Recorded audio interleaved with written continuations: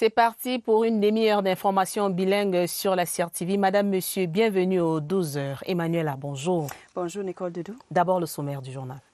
Exactly. Today, April 13, swings into effect the compulsory wearing of face mask by every Cameroonian stepping out into the public place across the national territory. The measure put in place by the government is aimed at combating the spread of COVID-19 in the country. How effective is this measure in the Messassi and Etudi markets in Yaoundé? Get an answer in this newscast. At a time, the site to host close to 300 patients of COVID-19 at the military stadium in Yaoundé is almost complete. We receive Franklin Kitio, Director General of a face mask distribution or production company in Yaoundé. He shares tips on the masks they produce for Cameroonians. And on our feature page, we explore the Nyang Nyang Festival of the Fossa people of the West region of Cameroon. The rich cultural showcase was staged in the month of February 2020, way before measures to stem COVID-19 came into action. And those are our latest stories. Nico, you have the first part of the news. Bon début de semaine à tous. Madame, monsieur, merci de rester sur la CRTV. En ouverture, n'oubliez pas de vous couvrir la bouche et le nez en sortant de chez vous, madame, monsieur. Le port des masques de protection est devenu obligatoire au Cameroun ce lundi 13 avril 2020. C'est l'une des 7 mesures supplémentaires prises par le gouvernement de la République la semaine dernière dans la lutte contre le Covid-19. Les contrevenants à cette règle s'exposent à des sanctions prévues par la réglementation en vigueur. Le dispositif de riposte se renforce avec l'aménagement des autres unités d'accueil et de prise en charge. C'est le cas du stade militaire de Yaoundé et du site ancien Orca au quartier Mvombi pour contrer la propagation du coronavirus. Et ce matin, nos reporters sont allés dans quelques marchés de la ville de Yaoundé constater l'effectivité du port des masques et le respect de la distanciation sociale. Laetitia Onana pour les détails. Le marché Toudi et le marché Messassi à Yaoundé ont des allures de bal masqué ce lundi, surtout en présence de notre caméra. Aujourd'hui, les gens ont pris ça au sérieux parce que la semaine passée, je n'ai pas vu suffisamment de gens en masque, en cache-nez. Mais en se faufilant entre les comptoirs des différents commerces, on tombe sur quelques contrevenants qui tentent en vain de se justifier. De respirer, il faut porter. Prenons nos masques, non? Si on n'arrive pas à supporter, on va payer les amendes, mais ça nous étouffe. Le port du masque de protection contre le coronavirus est pourtant obligatoire sous peine d'amende dès ce 13 avril dans les marchés et les autres espaces ouverts au public. Aminou, qui commercialise ses kits de protection, en est conscient. Raison de plus pour prêcher par l'exemple. Porte aussi, j'ai peur qu'on va m'amender. Et si elle ne porte pas aussi, c'est obligé qu'on va m'arrêter, soit exposer la maladie donnée à d'autres personnes. La distance d'au moins 1 mètre à observer entre les individus reste malheureusement la recommandation la moins respectée dans ces marchés. Et pourtant, on le sait, l'heure n'est plus à la rigolade. Le Covid-19 poursuit sa progression. Nous l'avons dit en titre, madame, monsieur, pour une meilleure prise en charge des patients du Covid-19, le gouvernement de la République a entrepris l'extension de ses capacités au stade militaire où un hôpital de campagne est en construction. Les travaux avancent bien. Le site est déjà doté des principaux blocs d'hospitalisation, mais pas encore opérationnel. Allons voir ce qui se fait jusqu'ici sur place avec notre reporter Franck Evina. Bonjour Nicole Doudou, déjà 10 jours de travaux et le stade militaire de Yaoundé qui se transforme en un véritable hôpital de campagne. Comme vous pouvez le voir, l'aire de jeu est désormais occupée par d'immenses chapiteaux à l'intérieur desquels pourront être internées 400 personnes. Nous avons eu le responsable du chantier au téléphone et il nous a rassuré que le gros du travail a déjà été abattu. Ce qui se fait maintenant, c'est des travaux d'électricité. On procède notamment à des branchements, à l'installation des spots qui sont des sortes d'ampoules. Et puis il y a le travail abattu par les spécialistes du froid et climatisation qui procèdent à l'installation des monoblocs de 10 chevaux chacun. Essentiel, c'est exactement 20 monoblocs qui sont installés autour des chapiteaux et leur rôle sera d'assurer la régulation de la ventilation à l'intérieur des chapiteaux. En direct du stade militaire de Yaoundé, Franck Evina pour le 12h. Thank you very much, Frank Evina. Like you heard in our headlines, the compulsory wearing of face masks as a measure to stem the spread of COVID-19 in Cameroon has taken effect across the national territory today. In some markets in Yaoundé, like Mesasi and Etudi, some buyers and sellers are towing the line, even though others complain of being unable to breathe with a face mask on. Our reporter Joyce Tata went finding out. This is what she brought back. This is the hottest cake in markets now. The surgeon look is a reality.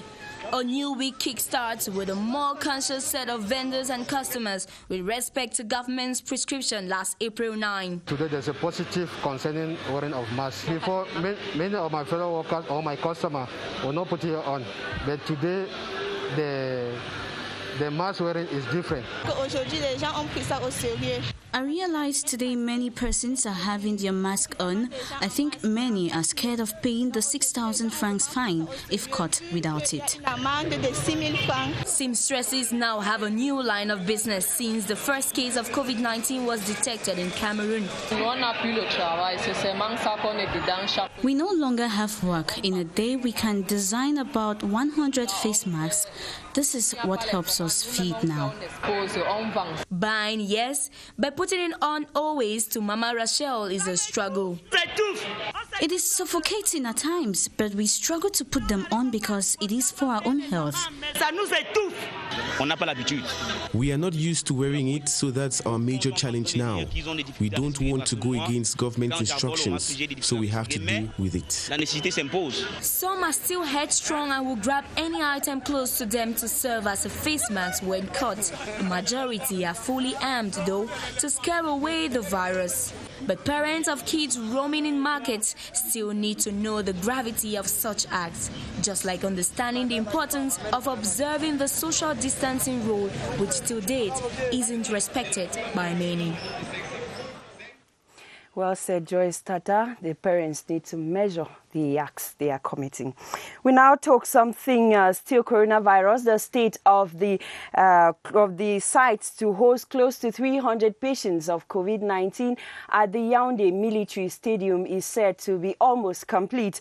Tents have taken shape. Electricity and air conditioning services are currently being installed, while beds will be brought in very soon. Our reporter Ewane Epole is standing by live and now joins us with updates. Hello, Ewane. Good afternoon, Emanuela. You're welcome to the Yaoundé Military Stadium. One of the sites in the nation's capital, Yaoundé, expected to host coronavirus patients. The installation of these lodging facilities of the special hospital started some 10 days ago, and the technicians here say the work is near completion. For now, the installation of electricity lines and the air conditioning system is being put in place. This site has a capacity of 400 beds, and the patients will receive medical care on the spot. According to the engineer in charge of the installation works of the different structures, the site will be officially handed to the Ministry of Public Health in the days ahead. A team of medics will be deployed here permanently to take care of the patients. This is Ewane Epole reporting live for the Midday News at the Yaoundé Military Stadium. Thank you very much, Ewane Epole, for those updates. And now we're receiving our guest on today's edition of the Midday News, Nicole. Emanuela, invité du journal ce jour, Franklin Kitio. Il répond en qualité de directeur général de l'agence de communication d'une entreprise de la place. Monsieur Kitio, bonjour et merci d'avoir accepté l'invitation de la CRTV. Bonjour, c'est moi qui vous remercie. Alors, vous venez nous parler de la fabrication locale des masques de protection pour barrer la voie à la propagation du Covid-19 au Cameroun. Alors, cet outil de prévention est devenu exigible au Cameroun depuis ce matin. Nous sommes le lundi 13 avril 2020. Alors, qu'est-ce qui fait la spécificité des masques que vous proposez au public?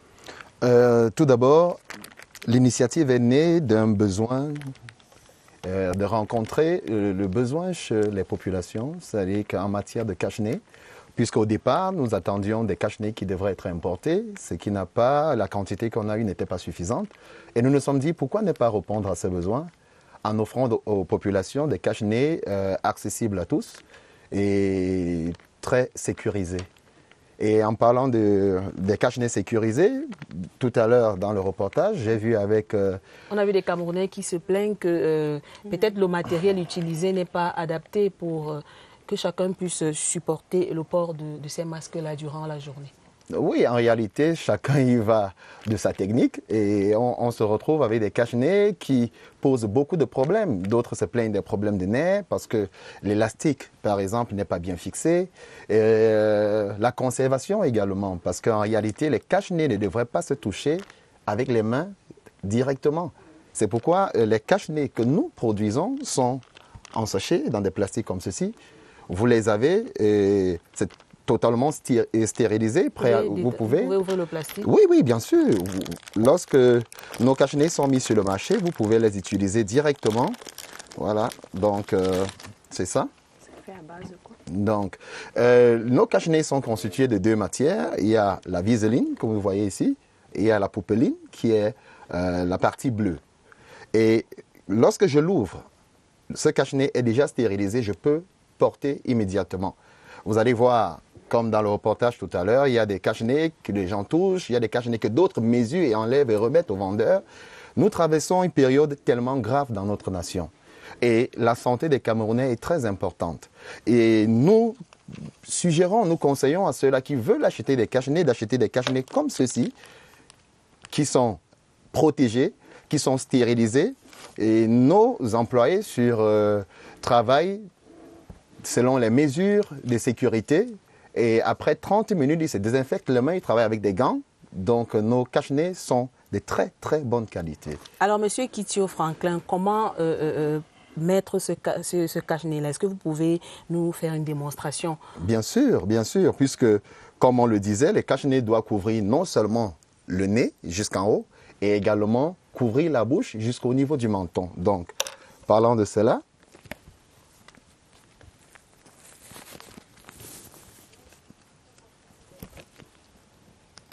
voilà. Et après, comme ceci. Le nez et la bouche doivent être entièrement couverts. Entièrement couverts jusqu'en bas. Mr. Kitio, before you were talking to us a while ago, you made mention of the fact that the intention at the beginning was to produce and offer for free to Cameroonians. But given the cost of production that you have to incur, some is sold and some given. How do you choose who takes free and who pays for it? Okay. At the beginning, we wanted to do it free for all Cameroonians because we have some partners like Penaced who work with us, and we wanted to produce it in great quantity so that we can share it to Cameroonians to encounter the need.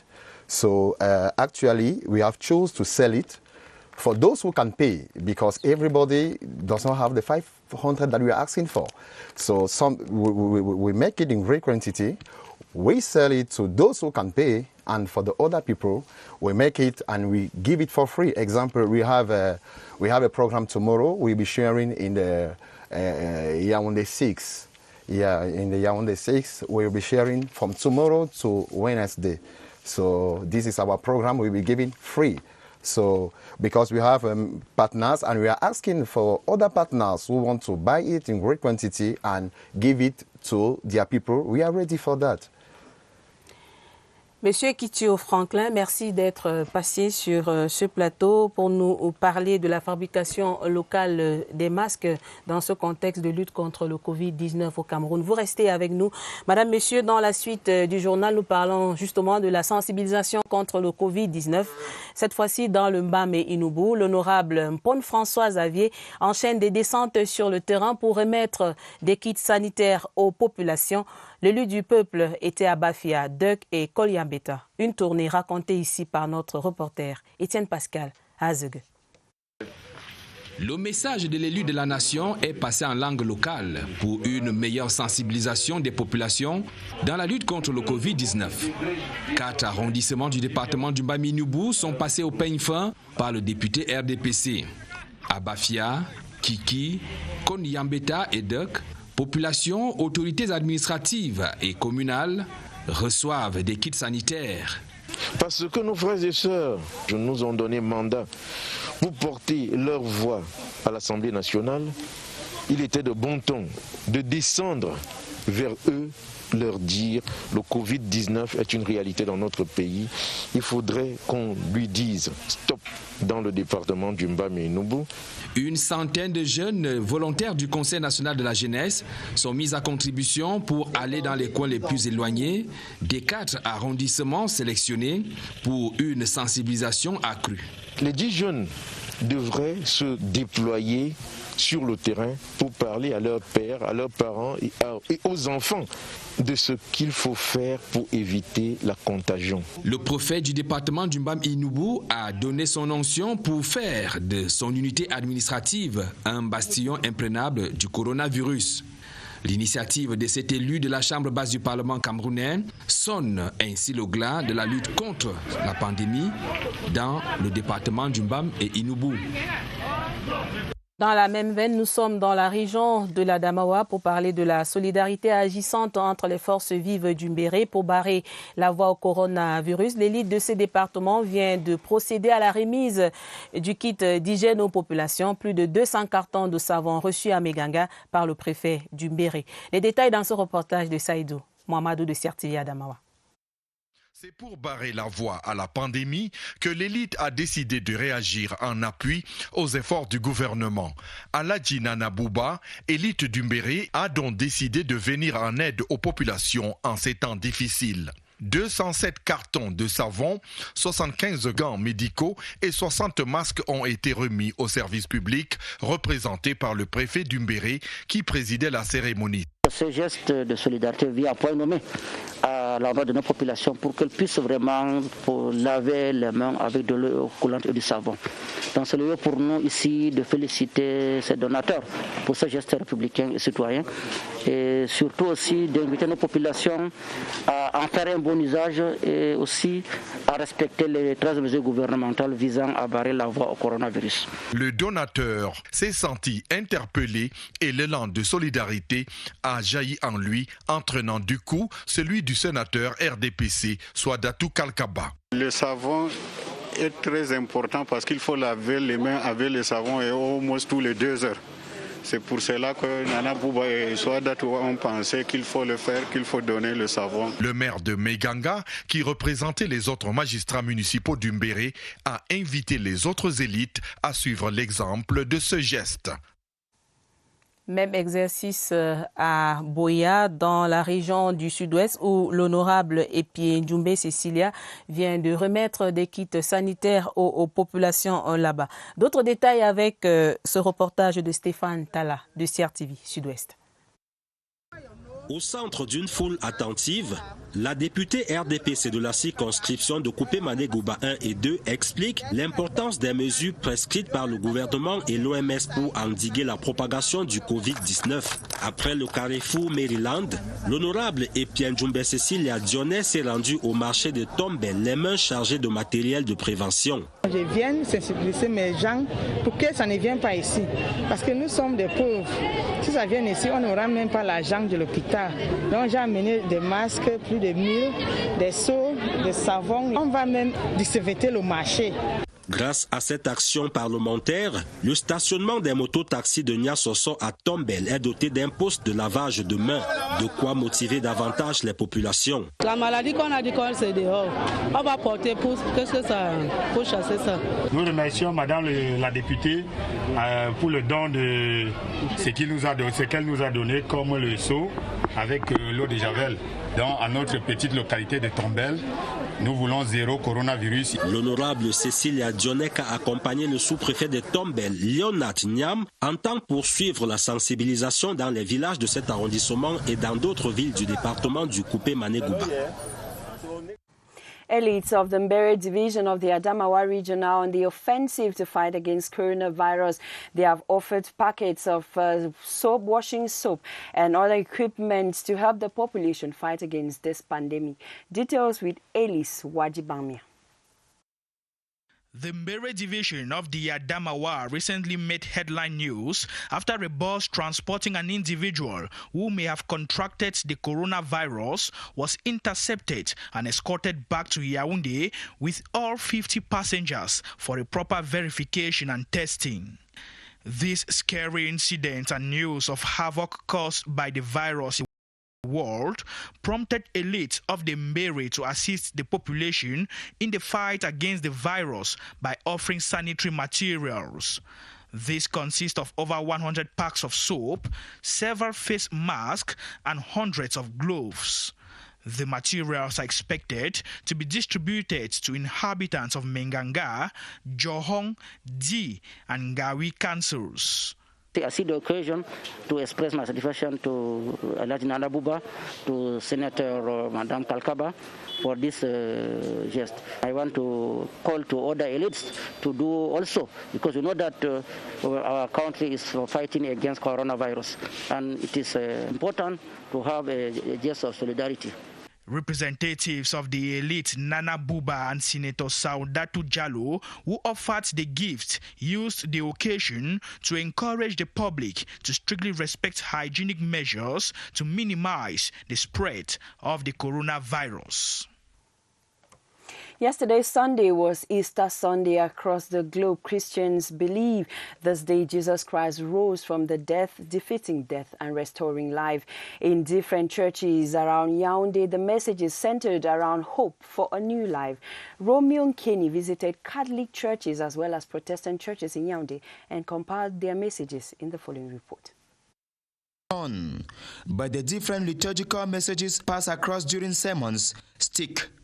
I invite all the faithful to be mobilized as one person. That means that those who are in charge of the health must do the best to save lives. Those who are in charge of a prayer, spiritual dimension, must work together.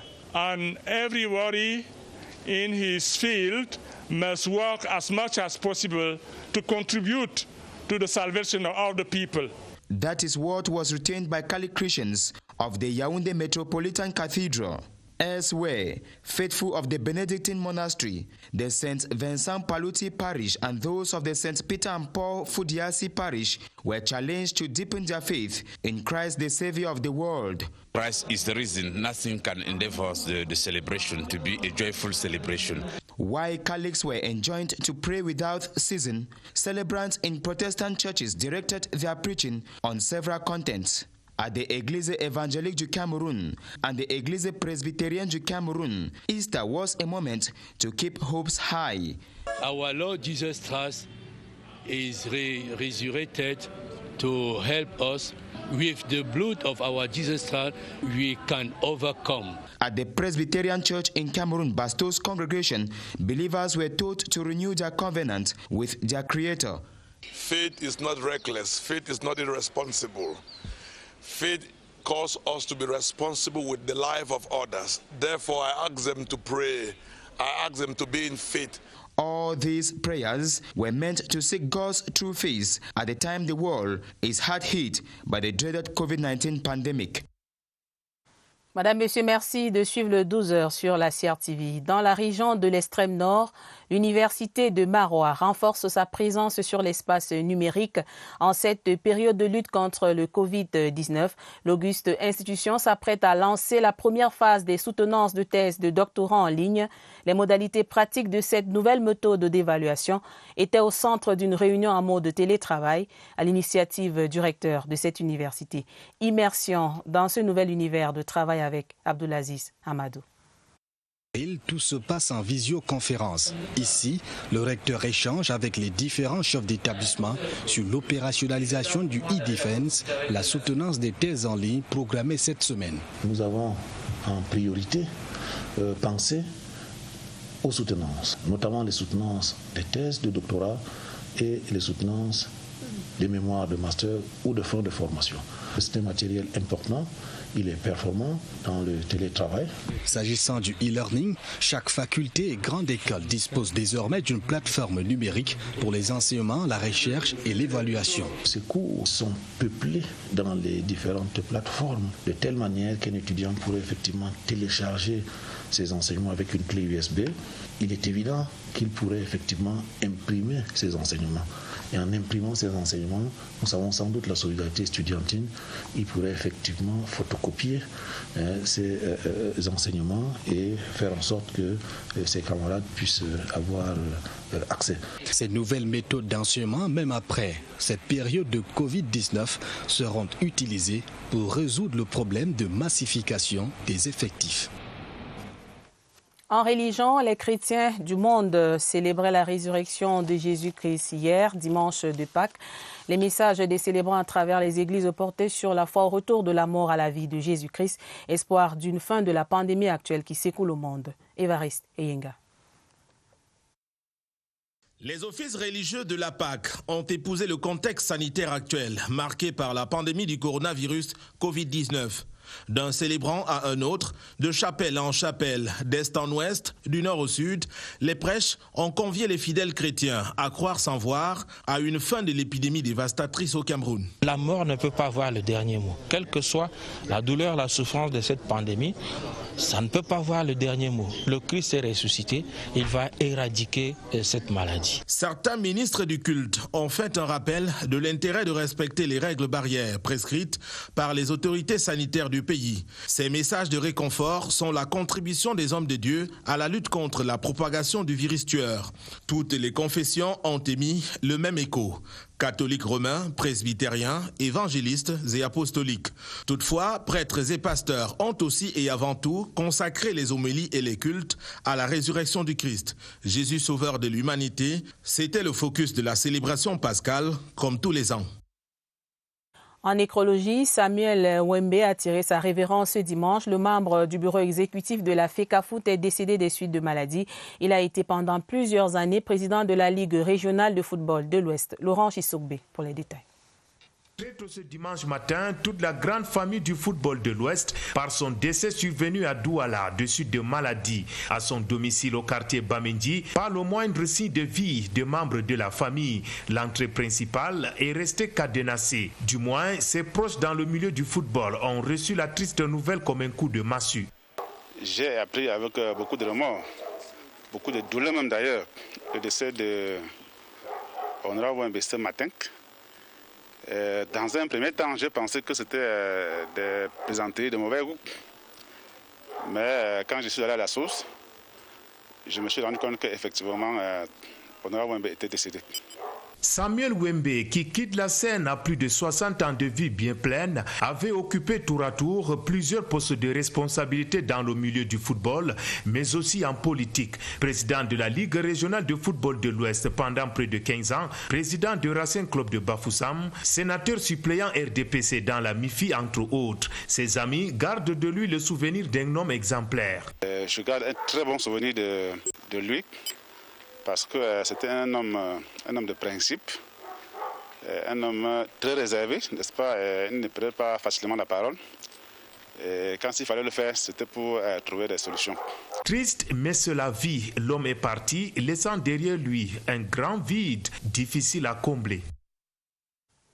The death has been announced of Honorable Mbandam, SDF parliamentarian for Momo West in Batibo. The SDF frontline member who fought for democracy in Cameroon died early this morning after Malaise sources say his last activity with the SDF would be the party's press briefing last Friday in Bafoussam on the partial election rerun. Honorable Mbandam served Batibo as parliamentarian for close to 22 years, holding posts of responsibility like the president of the SDF group, parliamentary group at the National Assembly. Honorable Mbandam therefore dies at the age of 69. Nicole? En page magazine, Madame, Monsieur, les activités de la 457e édition du Festival des Arts et de la Culture est prévue pour le mois de novembre 2020 sur le Festival du Peuple Foussep. Allons de ce pas dans la région de l'Ouest découvrir la parade du Parc Munjom ou la danse guerrière exécutée au cours du Festival Nyang Nyang. Notre guide, c'est Jean de Dieu Kouagné. Images, reportages tournés bien avant les mesures restrictives du gouvernement contre le Covid-19 au Cameroun.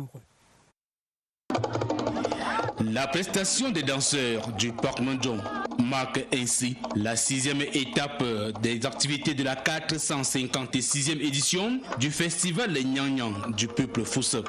L'occasion de démonstration du dynamisme culturel de ce peuple par ces danseurs du Parc Munjom.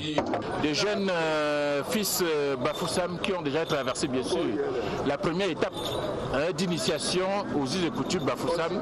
Et ça, le Munjom, c'est la prochaine étape. Et je crois qu'aujourd'hui, ils montrent aux yeux des uns et des autres qui sont prêts à défendre, n'est-ce pas, les intérêts de leur communauté. Jadis des guerriers pour la protection du groupement, ils sont aujourd'hui des guerriers culturels et du développement. Aujourd'hui, nous avons transformé le Munjom en un instrument de développement. Et aujourd'hui, c'est une phase culturelle, n'est-ce pas, de ce Munjom que vous venez de voir, avec effectivement cette danse guerrière qui se déroule, n'est-ce pas, sur cette place de fête du Palais Royal Bafoussam. Les danseurs du Parc Munjom, dans leurs beaux atours, brandissent en guise de victoire des cornes d'animaux et émerveillent le public et amoureux du tourisme culturel venus savourer la richesse culturelle du peuple Foussep. C'était très belle, très grandiose, je ne m'y attendais pas. Grand merci au roi et grand merci aux membres du comité d'organisation. Vraiment, je suis très content par la mobilisation et la chorégraphie. C'était formidable. Pour le peuple Foussep, il est question à travers le festival Nyang Nyang de baser son développement sur sa culture, d'où l'initiation des milliers de jeunes à leurs us et coutumes, qui, une fois par semaine, se retrouvaient ici à la place des fêtes du Palais Royal Bafoussam pour exhiber leur fierté d'appartenir à une culture quasi millénaire et saluée par l'autorité.